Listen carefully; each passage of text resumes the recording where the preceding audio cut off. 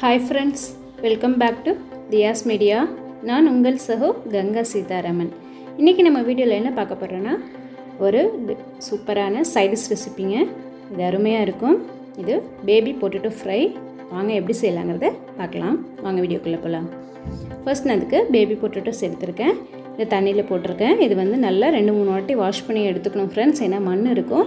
Wash பண்ணி எடுத்துகிட்டு நாம் அப்படியே முழுசாக குக்கரில் சேர்த்து 2 or 3 விசில்ஸ், கிழங்குக்கு தகுந்த மாதிரி கிழங்கு பொறுத்து 2-3 விசில் விட்டு நம்ம வேக வச்சு எடுத்துக்கணும். நான் இன்றைக்கி 3 விசில் விட்டு இதை அப்படியே உப்பு சேர்க்காமல் வெறுமனே வேக வச்சு எடுத்து உரித்து எடுத்துக்க போகிறோம்.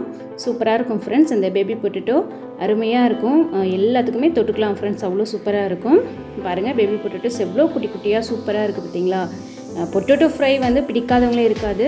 இந்த பேபி பொட்டேட்டோ அருமையாக இருக்கும். குழந்தைங்கலேருந்து பெரியவங்க இருக்குது விரும்பி சாப்பிடுவாங்க ஃப்ரெண்ட்ஸ். மெயினாக குழந்தைங்க பொட்டேட்டோ விரும்பாத குழந்தைங்களே இருக்க முடியாது.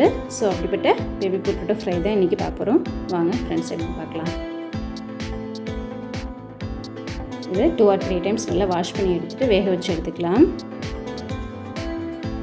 பாருங்கள், இப்போ நான் குக்கரில் சேர்த்து 3 விசில் விட்டு வேக வச்சு எடுத்துருக்கேன் ஃப்ரெண்ட்ஸ். இதை நம்ம வேறு ஒரு பவுலுக்கு ட்ரான்ஸ்ஃபர் பண்ணி இந்த வெந்நீரை ஃபஸ்ட்டு நம்ம வடிகட்டி எடுத்துக்கணும். வடிகட்டி எடுத்துகிட்டு அதில் பச்சை தண்ணி கலந்துட்டு பச்சை தண்ணியை விட்டு வச்சுட்டு அதுக்கப்புறம் இதை நம்ம தோலை உரித்து எடுத்துக்கலாம். பாருங்கள், இப்போ நான் பேபி பொட்டேட்டோஸ் ஃபுல்லாக வேக வச்சு உரித்து எடுத்துருக்கேன் ஃப்ரெண்ட்ஸ். பாருங்கள், உரித்து எடுத்தாச்சு. இதுக்கு ஃபஸ்ட்டு ஒரு பேன் ஹீட் பண்ணிக்கலாம். இப்போ இந்த ஆயில் சேர்த்துக்கலாம் ஃப்ரெண்ட்ஸ். ஆயில் ஹீட் ஆனோடனே நம்ம கொஞ்சம் கடுகு, தாளிக்கிற அளவுக்கு கடுகு,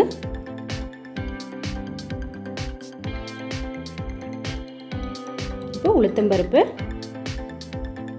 இது சேர்த்துக்கலாம். இப்போ சேர்த்து கடுகு பொரிஞ்சு உளுத்தம்பருப்பு நல்லா சேரட்டும் ஃப்ரெண்ட்ஸ்.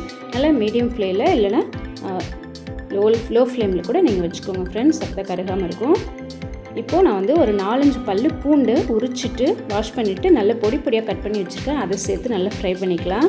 பூண்டு நல்ல எண்ணெயில் ஃப்ரை ஆகணும் ஃப்ரெண்ட்ஸ். அந்த அளவுக்கு நம்ம ஃப்ரை பண்ணிக்கலாம். இப்போது ஒரு ஸ்பூன் அளவுக்கு நான் வெறும் மிளகுத்தூள், பெப்பர் பொடி சேர்த்துருக்கேன். அதுவும் நல்லா பொரியட்டும் எண்ணெயில். வெறும் மிளகு பொடி இது நல்லா பொரியட்டும் ஃப்ரெண்ட்ஸ். பாருங்கள், பூண்டு நல்லா பொரிஞ்சிருச்சு, மிளகும் நல்லா பொரிஞ்சாச்சு. இப்போது இந்த ஸ்டேஜில் நம்ம பெருங்காயத்தூள் சேர்த்துக்கலாம். பெருங்காயத்தூள் சேர்த்து அதுவும் ஒன்று நல்லா மிக்ஸ் பண்ணிக்கலாம் ஃப்ரெண்ட்ஸ். இப்போது இந்த ஸ்டேஜில் நான் பேபி பொட்டேட்டோ சேர்த்துக்கிறேன். உரிச்சு வச்சுருக்கோம் இல்லையா, அதை சேர்த்து நல்லா ஒன்று நல்லா மிக்ஸ் பண்ணி விடலாம்.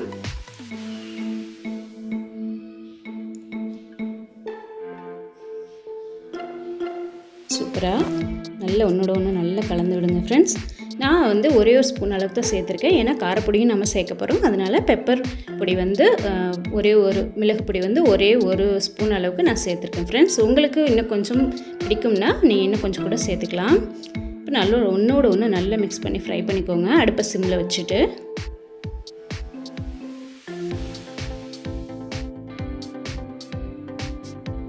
உங்களுக்கு பூண்டு டேஸ்ட் பிடிக்கலன்னா பூண்டை நீங்கள் கண்டிப்பாக ஸ்கிப் பண்ணிக்கோங்க. இப்போ இதுக்கு தேவையான அளவு உப்பு சேர்த்துக்கலாம். இப்போ கொஞ்சம் மஞ்சள் பொடி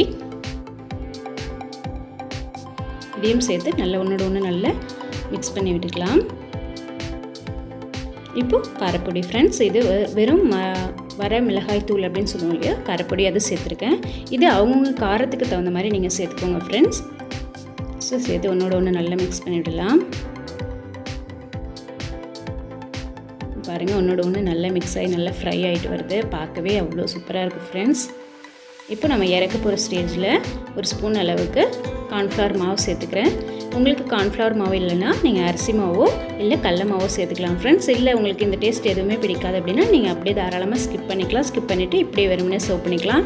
கார்ன்ஃப்ளவர் மாவு எதுக்கு சேர்க்குறோன்னா, கிறிஸ்பியாக அவ்வளோ டேஸ்ட்டாக அருமையாக சூப்பராக இருக்கும் ஃப்ரெண்ட்ஸ். அதனால கார்ன்ஃப்ளவர் மாவு சேர்த்துக்கலாம். நான் 1-லேருந்து 1.5 ஸ்பூன் அளவுக்கு சேர்த்து நல்லா மிக்ஸ் பண்ணிக்கிறேன்.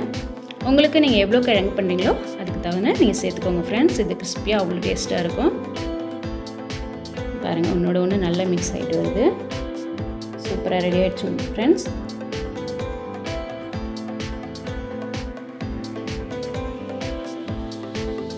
அப்படியே பொட்டேட்டோ ஃப்ரை அந்த எண்ணெயில் நம்ம பொரிச்சு எடுக்கணும். அந்த மாதிரி டேஸ்ட்டுக்கு இந்த கார்ன்ஃப்ளவர் மாவு சேர்த்தா அந்த டேஸ்ட்டுக்கு வரும். அதனால தான் சேர்க்குறது. வேணாட்டி நீங்கள் ஸ்கிப் பண்ணிக்கோங்க.